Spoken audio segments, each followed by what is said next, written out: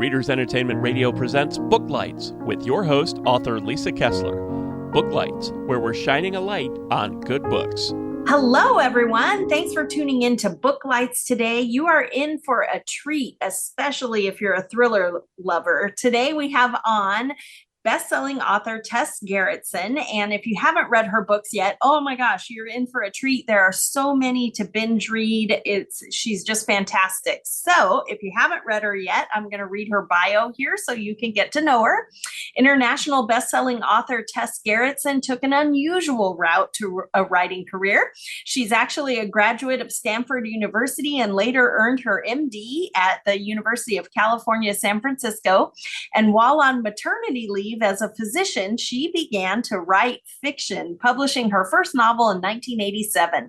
She has since sold over 40 million books in 40 countries, winning both the Nero and the RITA Awards. Woo!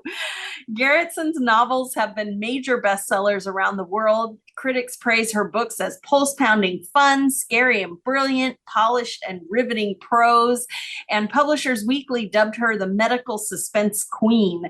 Gerritsen's series feature homicide detectives Jane Rizzoli and medical examiner Maura Isles, which inspired the TNT television series Rizzoli and Isles, which you can stream online now, I checked. And now she's retired from medicine. Gerritsen lives in Maine and writes full-time. You can learn more at tessgerritsen.com. And if you look in the show notes, I did include a link there. So be sure to click that and check out her website. You can sign up for her newsletter so you never miss a new release. And with no further delay, you there, Tess? Hi, I sure am. Yay. Thanks so much for being here today. It was so funny when I was pulling things together for the show today. I pulled up the new book and it's part of the Martini Club. And we had talked about book one. And as soon as I saw that, I was like, oh, I love this series. So for people who haven't read it yet, the new book is The Summer Guests. Can they read that one first or should they go back and read the first book? Well, they're both standalones, but I think it would be better to start with the Spy Coast. So you get an introduction to who these people are, and especially to my spy, Maggie Bird, and why she left the agency. Yes. Can you kind of, for people who haven't read it yet, give them a little inkling of what the Martini Club is? And because I thought that was fascinating. Well, it's based on something about my own little town where I now live in Maine. 35 years ago when I moved here, we discovered that we are surrounded by retired CIA people. Oh my gosh. On my very short street, I had two spies living on my street. The friends, my son's good friend, his parents were both retired spies. So Wow. I've known about this for a long time, but and I would go around my grocery store, my post office, and I'd see these people with their gray hair, pushing shopping carts, and I just thought, you may look like you're an old person, but what were you like when you were working? Did you have a gun? Were you right? Were you super hot? So I thought, especially as I got older, I'm more interested in the past lives that we've all had. That people who may look like, they're just in a nursing home right now, they may have been heroes at some time. So I thought it'd be fun to write about retired spies. I mean, what do they do? Do they get together for cocktail parties? Do they have book clubs? And do they gossip? So that was the beginning of the Spy Coast. It's about a group of 5 retirees who have moved to a little town in Maine, just like mine. They are friends. They've known each other for 40 years. They do trust each other. And then a dead body shows up on the driveway of Maggie Bird, who's one of the spies. Now, she left the agency years before under really sad circumstances, and she's just trying to hide away and forget everything that happened in the past. And here it is. Now there's a dead body on her driveway. And she realizes this is something that's an echo of what went wrong when she was in the CIA. So then we also get to meet Jo Thibodeau, who is the local cop. And Jo is a Maine girl. She doesn't know anything about who these people are. She's just a good cop wanting to protect her town, and she's only in her 30s. So she meets these old people, and it bothers her that every time the investigation is going on, these old people are always ahead of her. They always know the answers before she does. So in the Spy Coast, you learn that this uneasy alliance happens between the young cop and these five older people, as they solve the problem of the dead woman in the driveway. So now we're on to book two. The Martini Club is back. It's about summer people who come to a little town in Maine. They come to stay at their summer house. They're very wealthy, and the 14-year-old girl is part of their family, and she vanishes. Um, and they drag the pond because they think maybe she drowned. And instead of finding the girl's body, they find the skeleton of a woman who's been there for 50 years. Oh no. Clearly, and was clearly murdered. So now you have two mysteries. You have a missing 14-year-old and you have a long dead woman. What is this all about? The Martini Club gets involved because the prime suspect for the girl's disappearance is Maggie's next door neighbor, a farmer. And she knows he's innocent. She just trusts him. So here we are back again, investigating. They're investigating. Joe Thibodeau is investigating. They're getting in each other's ways. But they've developed like this quiet affection for each other, even though they're very different groups. So Right. that's what it comes from. And there's more spy lore in it. There's a lot of CIA history in Maine that I refer to in this story. That's so cool. I was wondering if you had a chance to interview some of the spies who live in your town. Well, they will not talk about what they did, but I know who they are.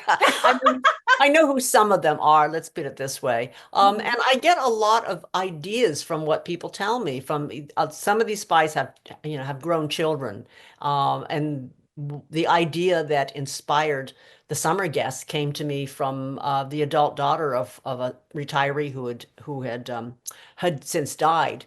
So yes, Maine, we had a small branch of an operation called MK Ultra operating here in Maine. I can tell you which house it was happening in. Wow. And for those who are, history buffs, if they just look it up, I think they can find it all on Wikipedia. MK Ultra it was a project to test psychoactive drugs on subjects to see whether or not they'd be useful in interrogations or whether they could enhance our ability to use our ESP. Yes, Ah, they believed in it back then. And sometimes the subjects were not aware that they were being given these drugs. So there were a couple of really tragic results. Anyway, the whole project was shut down. It was kind of a dark stain in CIA history, but that comes into the story as well. is that the same experiment where they were trying to figure out if they could get someone hypnotized to, assassinate someone? Hypnosis was part of it. Electroshock therapy was part of it. In Maine, I believe it was mostly it was probably hypnosis and electroshock, and also some magic mushrooms were involved. They were trying everything to enhance our brain function. Wow. But there's some wild stories from the CIA, and we had kind of a notorious assassin who lived up here, retired, of course. Uh-huh. But when you're a paid assassin and you're working during wartime, I suppose all that stuff is allowed. Right, right. Well, when your heroine moved to that town in Maine, did she know that that's where all the CIA people, or was she like you and she went, "What?" Well, in the books, she's drawn there by her friends who've already retired there. Okay, so she Yeah. knew. And that's the way organically it actually worked. One of the long-term retirees who was up here, he opened up a bed and breakfast, and he would invite all his CIA colleagues to come and spend the summer here, and they Oh, fun. so then they began to move, and you know how retirement is. They say, "Hey, I found this really great little town, come and visit," and then people come and they want to stay, and so you can Right. imagine why we have this pretty large community of them up here. Yeah. Well, I wanted to ask you too about like your doctor life was all in California, right? How did you end up all the way over in Maine? Well, actually, my doctor life was in Hawaii. Oh, Hawaii. Yeah, Oh, I grew up in California. I got married and I moved to Hawaii to join my husband. And so I was there for 12 years. And okay.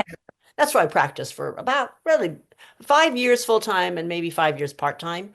And then I got tired of being on an island. I know maybe everyone goes, Hawaii's paradise. Yeah, it's beautiful. It's really beautiful, but you can't you can't drive anywhere except in a circle. Exactly. I went to Hawaii and I was from San Diego. So the weather, when I went to Hawaii, I'm like, oh my gosh, this is the one place I can go and not be like, home.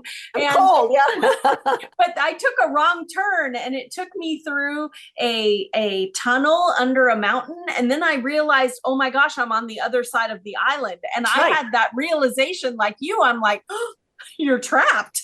You're still on that island, yeah? Yeah, you went to the polytunnel, I'm sure, and ended up on the, Yeah, I ended up on the other side. I'm like, what? But anyway, so we came to Maine on vacation one summer, and it was so beautiful. It felt like a place I wanted to be. And so 35 years later, we're still here. And even though it's really freezing outside right now. Right. But are you starting to see flowers? Is spring coming to Maine? Not yet. It's still too cold. Yet. Yeah. How long is winter in Maine?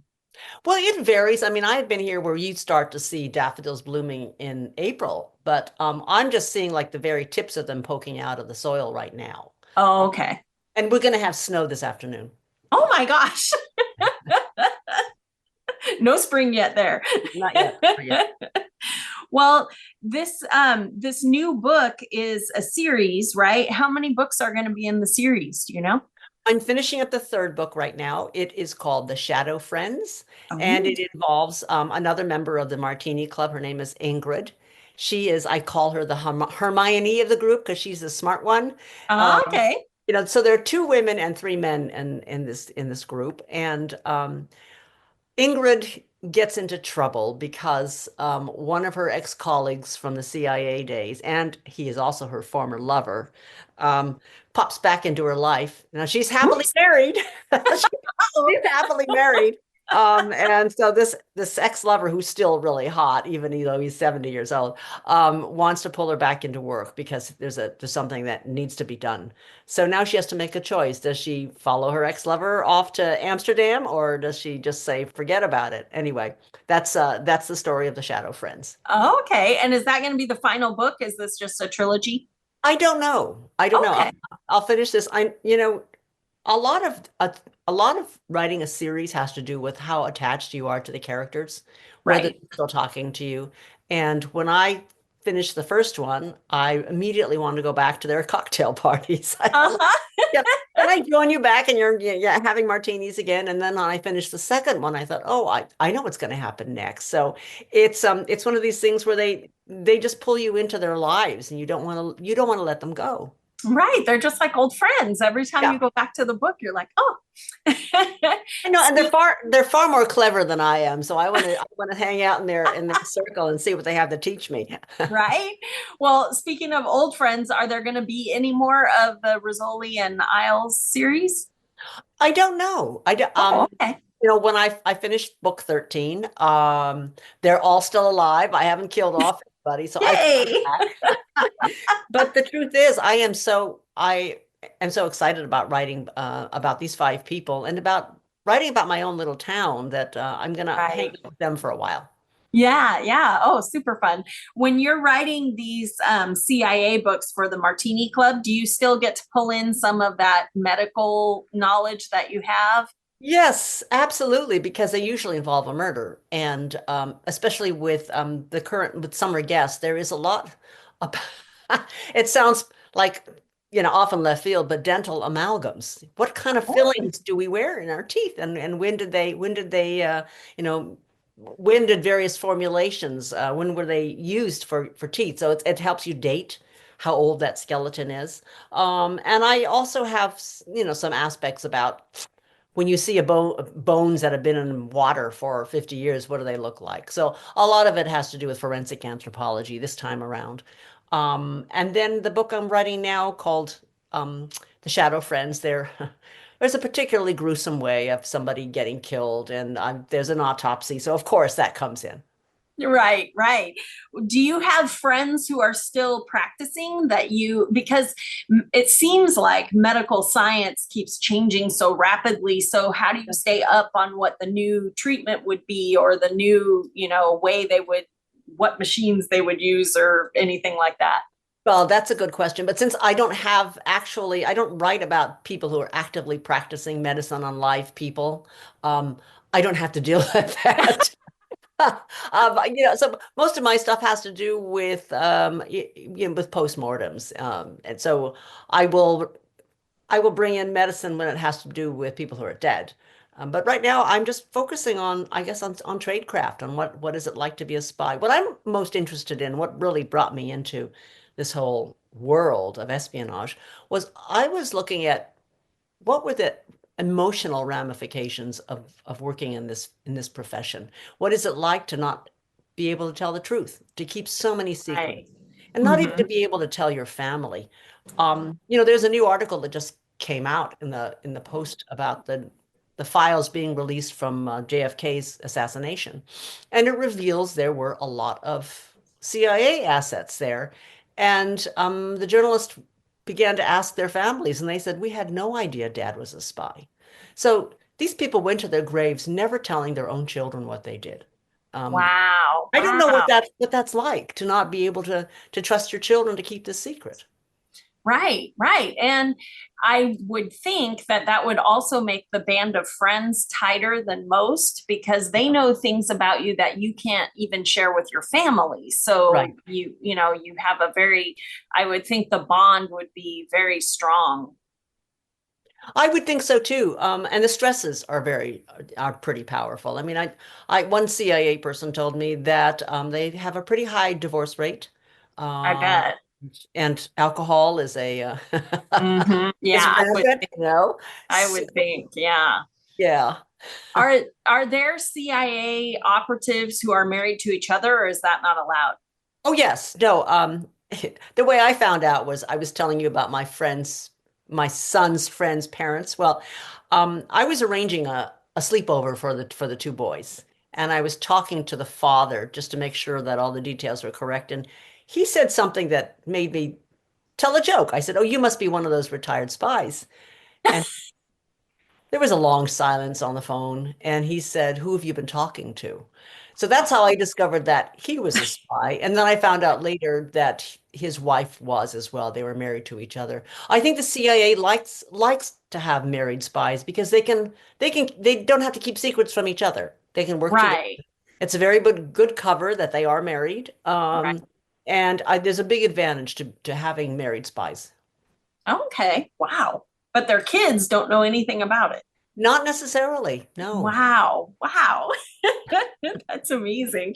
Um, I was going to ask you too about like some of these, do you picture them being movies? I know you've been like, haven't you written some screenplays and Yeah, it's in development now at Amazon Studios for television. Um, exciting. yes, and so we're just waiting. Hopefully, in the next couple of weeks, we'll find out if it's been greenlit.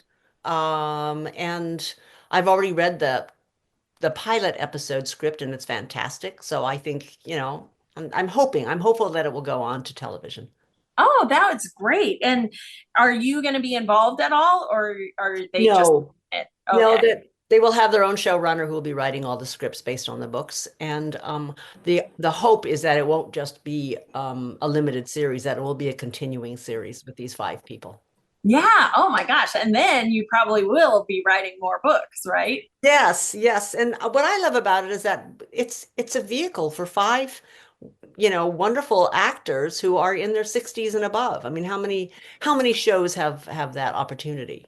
Right, right. I love that. And I think that there are like more now of Hollywood is realizing that a lot of the country is not 18 to 20-year olds. And I Yes. see a lot more movies where it's later romance or second chance or all these different opportunities for older actors to have their own story besides being so and so's grandpa or the mom Right. or But it also helps that there's a younger generation person in the story as well. So we get to see this interplay between Joe Thibodeau, who's in her 30s, and these people who are in their 60s and 70s. And that cross-generational like coming to understand each other, that was the other thing that I was really focused on because I do feel that young folks, they look at older people and say, well, what do they know? They're over the hill.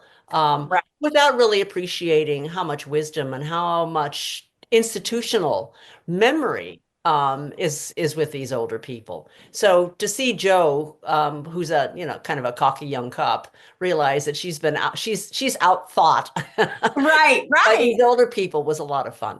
Yeah. Oh, yeah. That sounds fantastic. I think of like shows like Grace and Frankie, where they're starting a business in their, 70s and 80s and things like that. I just love that there is potential that there will be another show where, you see people who aren't just digging in their garden and that's it, waiting for their kids to come visit.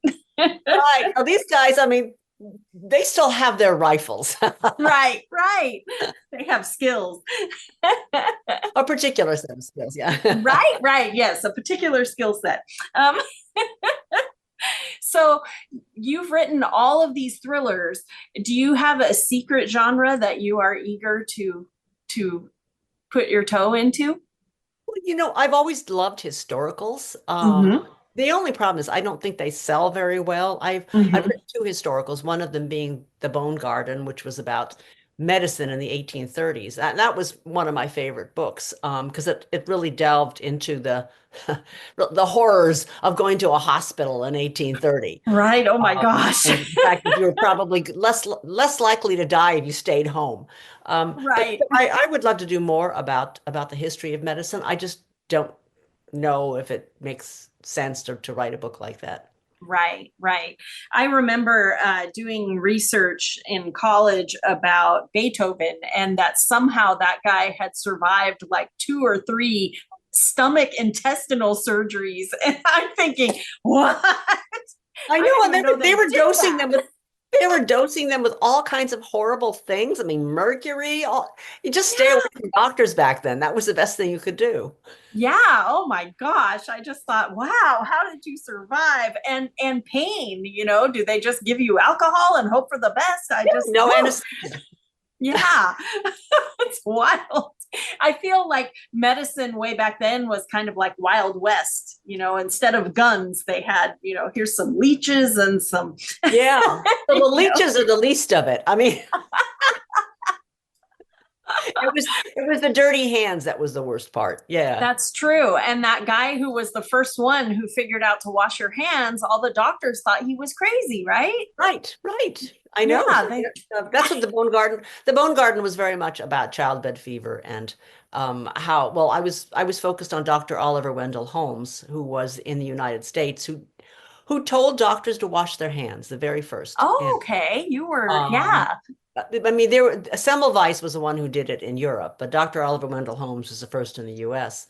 And he was discounted because doctors just thought, what is this germ theory business? Right. Just shows you how far medicine has evolved. Yeah, but I mean, just in my lifetime, medicine has evolved quite a bit. I mean, we're doing things completely differently now than we did when I was starting off. Right, right. It all changes so fast. And, publishing does too. It's crazy. Yes, yes. I can remember back when people were going, oh, ebooks is just a fad. I was one of the people who said that. Yeah. And now, Everywhere. right. And now we sell way more ebooks than any other format. I'm just That's like, right. whoa. So I totally get it. So who inspires you? I assume being up there in Maine and it's cold and you still enjoy reading, right? Who can we Yeah. put on our to be read list? Oh, well, I mean, you never go wrong with a Stephen King novel. That's, True. there's That's just true. these old standbys like Stephen King and I always say I love my three Lisas. I always enjoyed them. Lisa Unger and Lisa Scottolini and Lisa Gardner.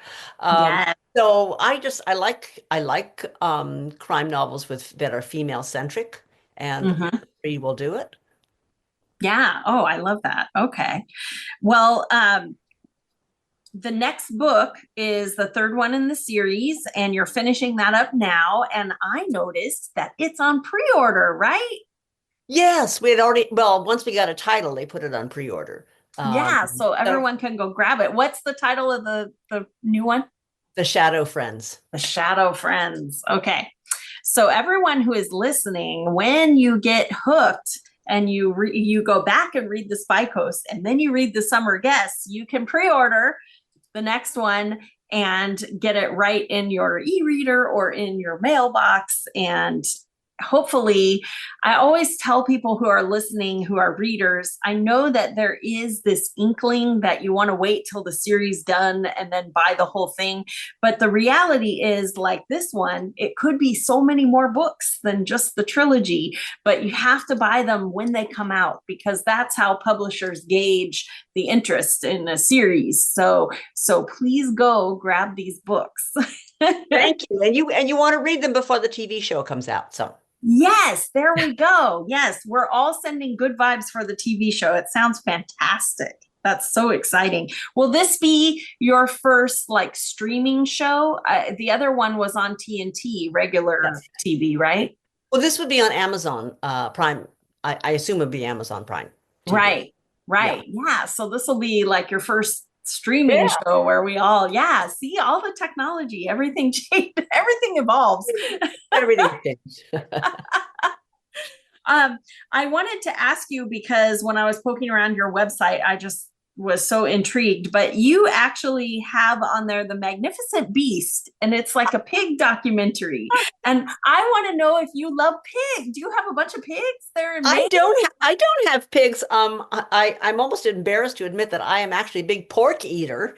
But it was inspired because I was traveling in Turkey and I was hungry for bacon. You can't get bacon there. So so it raised the question for me, why is pork a forbidden food? Among true. Jews, what was the historical reason for that? And I told my son, who was a pig owner at the time, let's look into that. Go back in 2,000 years and find out what made them forbid pork. So that was the basis of our documentary. We talked to a lot of archaeologists and pig owners and pig scientists to find out what could have been the reason why it was forbidden food. And it was a fascinating, it was kind of like a mystery that we were trying to solve. Yeah. And what led you to, were you wanting to do a documentary, or is your son into documentary? Oh, my son is a filmmaker. Yeah, my son is. Okay. Right. Okay. And we had made a horror film together. We had a great time doing it. And what movie was that? It was called Island Zero, and it is available. You can look that up. It's available on various, Amazon for instance. Nice. So we could stream that on Amazon Prime, Sure, right? absolutely. Yeah. Oh, okay. Island Zero. So did you write the screenplay and he made the movie? I wrote the screenplay. He made the movie. I helped produce it. It was okay. It's super low budget. So we used a lot of local actors. It was filmed here in Maine. And yeah, we had a good time. We learned a lot, and I think we're ready to make another horror film in a couple of years. Oh, exciting. Are you going to write the script for that? Yes, I've already written the script. It's based on my book, Bloodstream. And again, it's another one of these Maine-based horror films. I love that. So does your son live in Hollywood or in Maine? Oh, he lives in Maine. Oh my gosh. You are making a movie, Northeast movie central, right? Right. Well, we know our locations better than anyone. I love it. Family business. All right. Well, we'll keep our eye out for that. When people read these books and they get super excited, how can they contact you? Should they go to your website? Are you on social media? I'm on social media. You can find me on Blue Sky. You can find me on Facebook. And I have a website, tessgerritsen.com. And there's an email button on there. Okay, great. Do you have any events coming up for this new release that just came out for the summer guests? Well, I'm leaving for London tomorrow. Oh my gosh. I have a 10-day book tour in London, in England. I've already had a couple of events here in Maine and in Arizona, but nothing. I have a couple of book festivals that I'm going to, but nothing else right now. Okay. If you're interested in signed copies, you can get them from Poisoned Pen in Scottsdale, Arizona, and from Left Bank Books in Belfast, Maine. Oh, wow. Okay. I love it. That sounds like a fantastic bookstore. Is it? It is. It's great. Yeah, the name just sounds great. I'm like, oh, I could go sit in there and read in a big wingback chair. Yeah, it's a very sweet bookstore. Do you, when you have a new book out, do you go to the local store and do a reading? Do people in Maine, are you a movie star? Last week, I actually had one of my launches there at the Left Bank Book. So we filled up a church, in fact, and it's one of the few times where I will usually ask my audience up here in Maine. I'll say, "Look, does anybody want to admit that they worked for Central Intelligence?" And this was one person actually did raise her hand. Wow! But everybody in the audience was aware of our local spies. There were uncomfortable giggles. That awkward, quiet laughter. Yeah. I love that. Well, thanks so much for being here. It was so great chatting with you again. And everyone, go grab The Summer Guests and The Spy Coast, and you can pre-order the third book. And definitely keep watching for that TV series, because oh my gosh, I will. Please let us know. I'll let you know when I find out. Okay, sounds great. Thanks so much for being here, Tess. It was great chatting with you. Thank you. Talk to you soon. Bye-bye. Thanks for joining us on Booklights. Be sure to connect with us at www.readersentertainment.com for articles, blogs, videos, and podcasts that matter to readers.